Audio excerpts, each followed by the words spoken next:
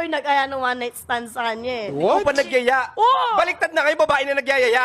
Totoo, ako yung nag-aya. Hindi mo na nga dapat ginawa, pinagmamalaki mo pa. Tingin mo ba ay kina-bad bitch mo yan? Tingin mo ba nakakadagdag sa kagandahan yan?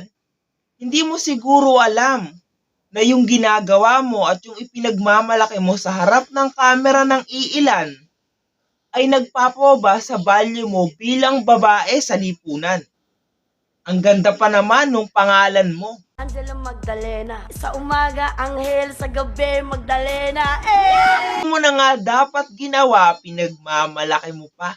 Nakakatuwa naman, ganyan na pala yung kabataan ngayon.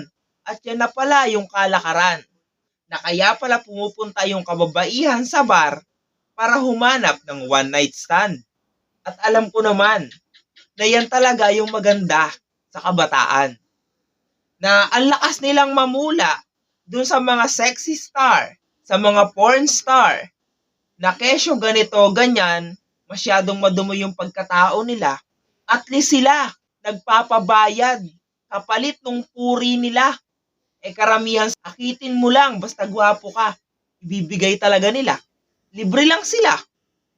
Ang lakas nilang mamula ng iba, na kesyo nakikita nila sa harapan ng cellphone or computer nila na ganun yung ginagawa ng isang porn star.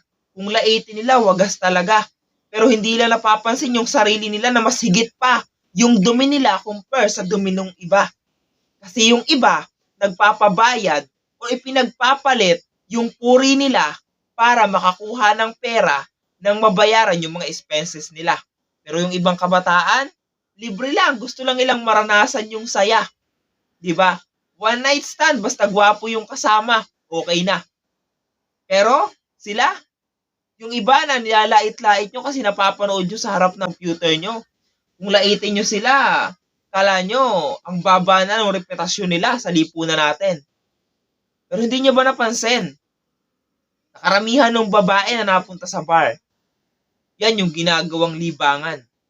Ang ilibre yung lalaki para naman sila yung maging parausan. O sinong mas madumi? Yung ipinagpapalit yung puri sa pera para naman masabi na bibili nila yung expenses nila at pinaghirapan nila. Yung iba, mahirap na nga, okay lang sa kanila na libre yung pagkababae nila. Siguro hanggang dito na lang. Wala lang. Wala akong magawang content eh. Nakita ko yung content ni ate na nai-screen record ko pala. Nung nakaraang buwan pa ng March to. Pero ngayon ko lang ginawa ng video kasi nga matagal ako na hindi gumawa ng video. Mga Facebook, YouTube, TikTok. Ayun. Babalik na ako. Handa na ba kayo? I am RTV. Wala na sa Rex TV.